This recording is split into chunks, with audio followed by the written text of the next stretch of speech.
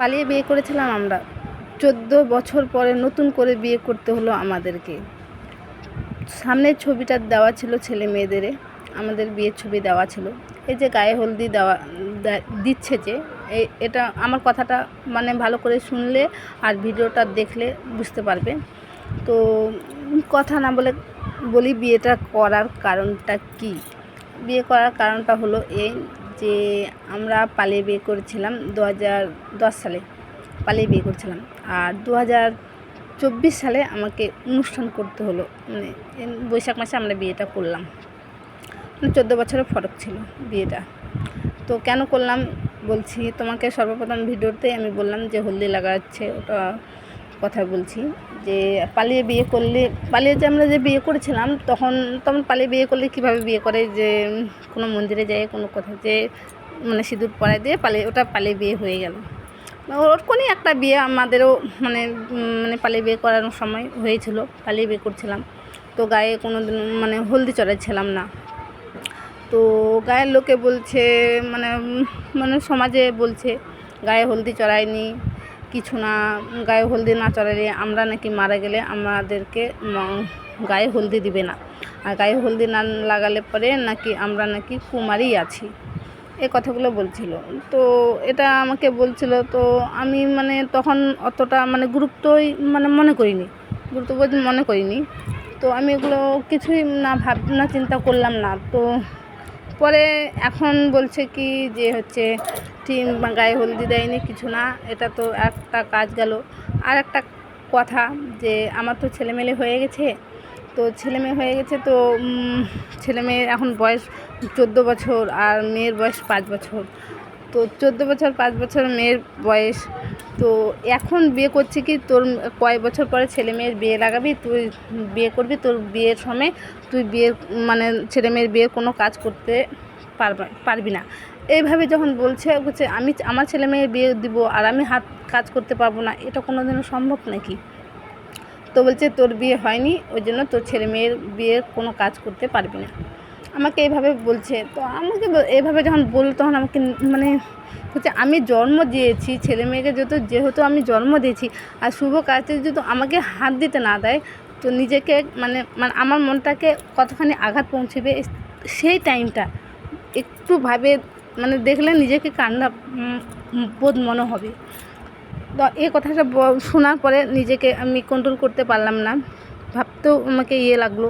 সারা রাত ধরে ভাবলাম যে ছেলে মেয়ের বিয়ে দেবো, নিজে হাতে কাজ করতে পারবো না, এরকম একটা নিজেকে অনুভব করতে পারলাম। তো বিয়ে হওয়া অনেক দিন হয়ে গেছে না, 14 বছর হয়ে গেছে, ভাবতেও লজ্জা লাগছিল।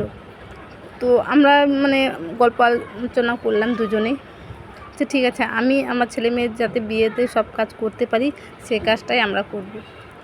তো বললাম আমি আবার বিয়ে করব নতুন করে। তো 14 বছর পরে এই আমার ছেলে মেয়ের জন্য বিয়েটা যাতে আমি করতে পারি তার জন্য, আর আমরা যেন মারা যায় যাতে আমাদের গায়ে হলদি চড়ায়, সেই জন্য এই দুটো কারণে আমাকে বিয়ে করতে বাধ্য করতে হলো, নাহলে আমি হয়তো বিয়েই করতাম না। আর পালিয়ে বিয়ে করে যতটা মা বাবা তো কষ্ট দিয়েছিলামই, কিন্তু মা বাবা কষ্ট দিয়েছিলাম। আর সত্যি কথা বলতে কি, আমি পালিয়ে বিয়ে করে যেরকম স্বামী পেয়েছি, ওরকম স্বামী হয়তো আমার মা বাবা খুঁজলেও পাতো না, যেহেতু আমার ট্যালেন্ট হিসাবে আমার দেখতে শুনতে যেভাবে আছি, আমার হিসাবে আমার স্বামী আমার কাছে অনেক ভালো, আর আমাকে অনেক ভালোবাসে। এর জন্য আমি নিজে পছন্দ করে যে ছেলেটাকে বিয়ে করছি, এটাই আমার সবচেয়ে লাইফের সবচেয়ে প্রথম ভালোবাসা ছিল, আর এই আমার শেষ ভালোবাসা থাকবে। আমি একে ছাড়া তো কোনো দিনও ভাবতেও পারি না কোনো কিছু। আর সত্যি কথা বলতে কি, যে পালিয়ে বিয়ে করাটা খুবই ক্ষতি, তার মতন কি বলবো, যে আমি যে অনুষ্ঠান করছি, এই অনুষ্ঠান করে আমি বুঝতে পারছি পালিয়ে বিয়ে করার ফরক আর অনুষ্ঠান করে বিয়ে করাটার মজা, এই দুটোই মজা আমি করতে পেরেছি আমার স্বামীর জন্য। কারণ আমার স্বামীকে যা বলছি আমার স্বামী তাই করছে, আর এতে আমি খুব খুশি হয়েছিলাম যে আমার স্বামী আমাকে এতটা ভালোবাসে। তো ভিডিওটা যদি ভালো লাগে থাকে তো ভিডিওর মধ্যে তো সব কিছু দেখানোই হয়েছিল, মানে কিছু কিছু দেখানো হয়েছিল, কিছু কিছু দেখানো হয়নি।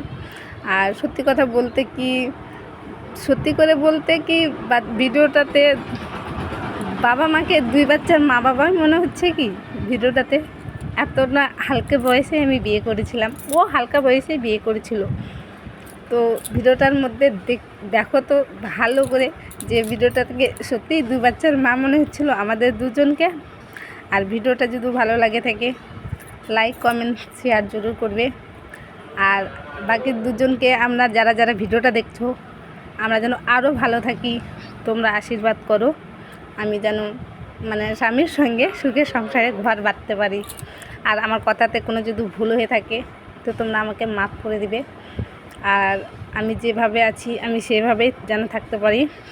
আর আমার স্বামী আমাকে যেভাবে ভালোবাসে সেভাবেই যেন সারাটা জীবন আমাকে ভালোবাসে। আশীর্বাদ করো।